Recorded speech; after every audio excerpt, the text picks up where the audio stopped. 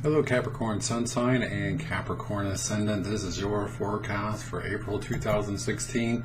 And this month there is a lot of activity in your fourth house. So the fourth house correlates to the sign Cancer, okay? Has to do with home and family, and it has to do with motherhood, which I'll talk about in just a moment. You have the Sun, Mercury, and Uranus to start the month out with.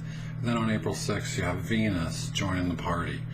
So, you could truly resonate with those sayings that home is where the heart is, or there's no place like home. There's a desire to spend more time at home, enjoying the comforts of your home, and perhaps enjoying your family, or maybe connecting with family if you don't live near them. Okay, the big thing is motherhood. It's the house of nurturing.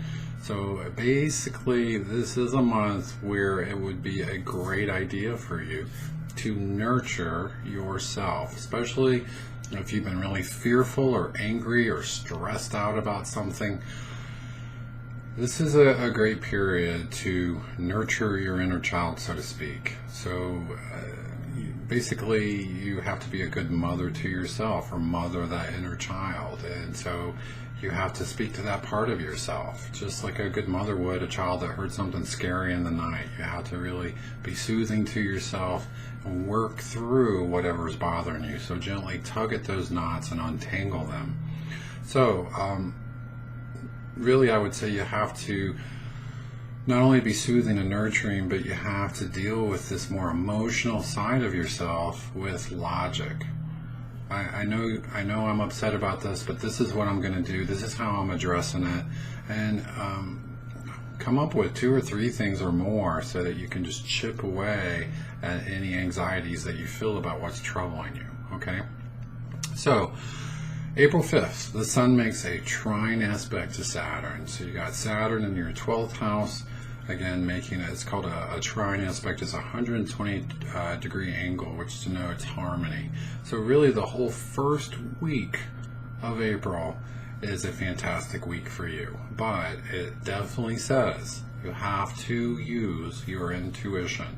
So if there's something troubling you, this is saying tap into your intuition. Listen to your higher self, if you will. What is it that you need to do? What's really going on? This is a fantastic first week, once again, for healing yourself, for grounding and soothing yourself. Okay.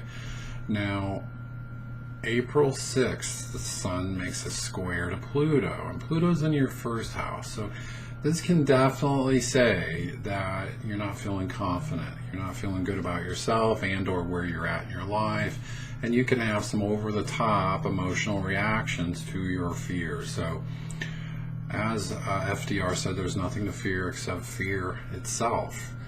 I would say that with this energy, there's actually an opportunity to understand yourself at a deeper level, if you're willing to, again, tap into your intuition and face your fears with this energy. Okay, also, on the same day, April 6th, Venus moves into this 4th house. Wherever Venus goes, it tells me what you want to do, what you would love to do. It's more of the same. There's no place like home. I just want to chill out at home. I just want to relax. I just want to do my own thing. This is interesting. It also says you might be working on a project, or literally working in some way from the confines of your home, but it's something you want to do and it's enjoyable. So in a sense, I get the feeling with this that you don't want to be bothered. So you're kind of private. Let me do my work in peace, basically, is what this is saying. But even if you're not working on a career project, you're working on something this first week. Again, it could be a problem or something that is troubling you. So this brings me to my next point. April 9th, the Sun aligns with Uranus in the 4th house. Uranus can give you some sudden bolts out of the blue moments of understanding. It's like, oh my gosh, I never thought of it that way, or wow, I can totally fix this by taking this approach, or whatever it is. I just see, in a sense, it's a moment of clarity, and you might get some really brilliant ideas on this day. So again, it might be that day, the day before, the day after. All right. Now, April 17th, Mars goes retrograde. Mars is in your 12th house. Okay, so Mars is a warrior energy. It needs a battle to win or a mountain to climb. And it usually wants to do things in a very straightforward and quick manner. And that's not going to happen. Mars is retrograde, and it really indicates you're forced to hit the brakes and slow down and pay attention. So it's retrograde in your 12th house of spirituality until June 29th. And furthermore, you got Saturn right next to Mars, also retrograde. So this can say a few things. Mars is about temper and anger and things like that. This could say that you're repressing anger and you need to deal with anger. It can also say that maybe you need to forgive someone, and more importantly, you need to forgive yourself and let go of it. So you could be processing emotions like that. It can also be about you needing to spend more time contemplating the deeper nature or the deeper meaning of your life. So it's a very philosophical, spiritual area of your chart. And this is saying you need to answer the big pressing questions. What's the meaning of my life? You know, am I on the right path in life? So I see you really needing to slow down and get some satisfying answers to those questions. And lastly, we have the dreaded Mercury retrograde that occurs April 28th through May 22nd. And for you, it's in your 5th house. So just in general, Mercury retrograde periods align with Murphy's Law.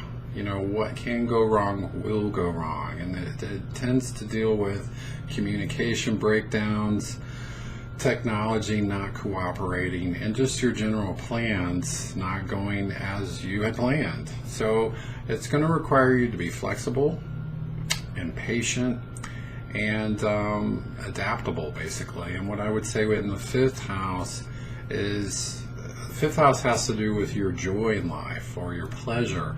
And this can say that, you know, I had this road trip planned, or I had these fun things planned and something got in the way. So I would say, don't get angry, don't get frustrated. Again, it's par for the course with Mercury retrograde. So you just might have to be ready to juggle your plans. So don't give up on what you'd wanted to do if possible. Just reschedule it, as you know, because ultimately Mercury retrograde periods are about being adaptable to situations, and it actually might end up that things work better than you had originally planned, and that's really the gift of Mercury retrograde. So with that being said, I do indeed hope you have a great month, and I'll talk to you next month. Bye bye.